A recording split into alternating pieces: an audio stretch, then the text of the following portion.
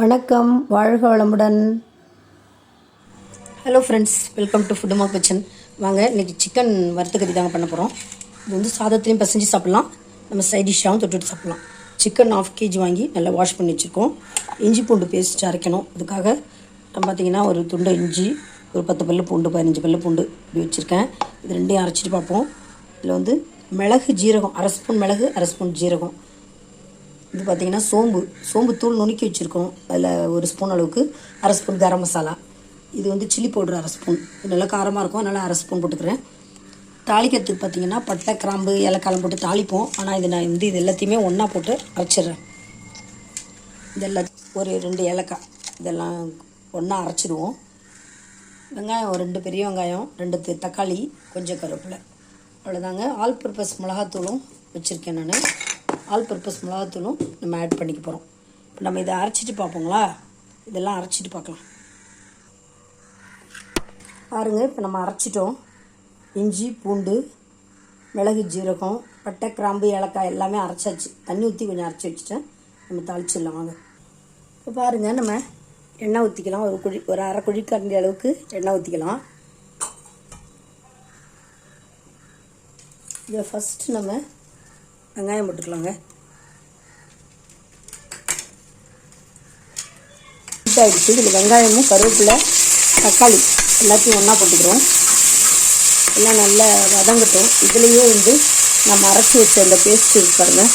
இஞ்சி, பூண்டு, பட்டை, கிராம்பு, ஏலக்காய் எல்லாம் இதில் அதுலேயே போட்டுக்கலாம்.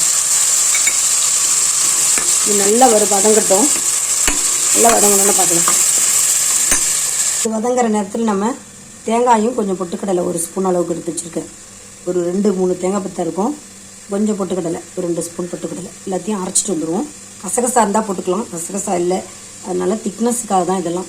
இது கொஞ்சம் அரைச்சிக்கலாம். இது பச்சை ஸ்மெல் இல்லாமல் நல்லா வதக்கி விட்டாச்சு. இதில் பார்த்திங்கன்னா இப்போ நம்ம என்னென்ன போடலாம்னா, வதங்கிக்கிட்டே இருக்குது. இதில் வந்து நம்ம சோம்பும் கரம் மசாலாவும் போட்டுக்கலாம். சில்லி பவுட்ரு ஒரு 1/2 ஸ்பூன் அளவுக்கு சில்லி பவுட்ரு. இந்த இஞ்சி பூண்டு பேஸ்ட்லேயே நான் மிளகு, ஜீரகமும் சேர்த்து அரைச்சிருக்கேன். பட்டை, கிராம்பு எல்லாமே அரைச்சதால மசாலா ஸ்மெல் இருக்கும். நம்ம வந்து கரம் மசாலாவும் ஒரு 1/2 ஸ்பூன் ஆட் பண்ணியிருக்கோம். இல்லை, இதெல்லாம் வதங்கிட்டுருக்கு. இந்த ஸ்டேஜில் நம்ம சிக்கனை போட்டுக்கலாம். இதில் சிக்கன் போட்டுக்குவோம். ஆல் பர்பஸ் மிளகாத்தூள்லேயும் மஞ்சத்தூள் இருக்கிறதால நான் மஞ்சத்தூள் போடலைங்க. ஆல் பர்பஸ் மிளகாத்தூள் வேறு போடுவேன், அதுலேயும் மஞ்சத்தூள் இருக்குது, அதனால் நம்ம போடலை.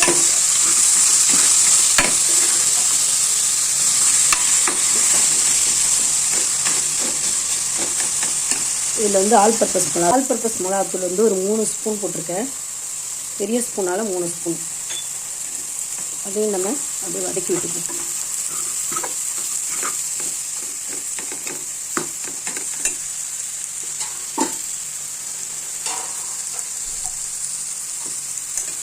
இதில் பார்த்திங்கன்னா தேவையான அளவு உப்பு போட்டுக்கலாம். கல்லுப்பு போட்டுக்கலாம்.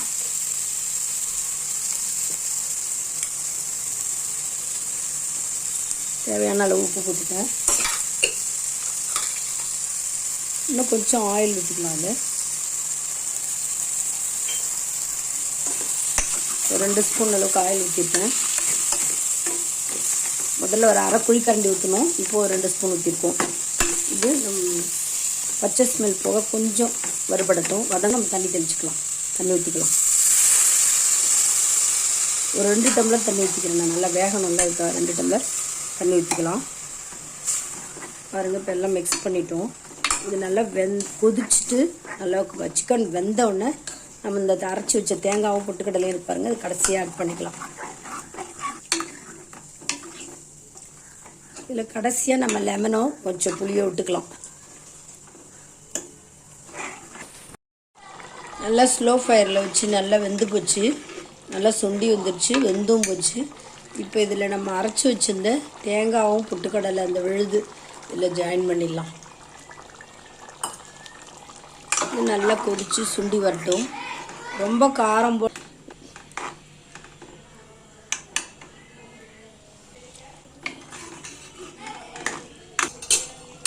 நல்லா கொதிக்கட்டும். இப்போ நம்ம சிக்கன் வத்தக்கறி மாதிரி பண்ணால் நல்லா ட்ரையாக வர மாதிரி பண்ணால் வத்தக்கறி ஆகிடும். நம்ம இதை வந்து கிரேவி மாதிரி கொஞ்சம் வச்சுக்கணுன்னா கொஞ்சம் திக்காக வச்சுக்கலாம். மேலே கொத்தமல்லி தூவிப்போம்.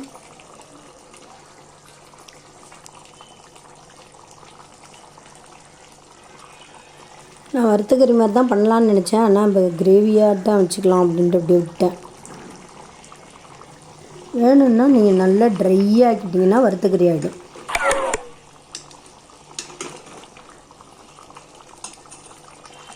நல்லா சுண்டி வந்தோடனே இறக்கிடலாம்.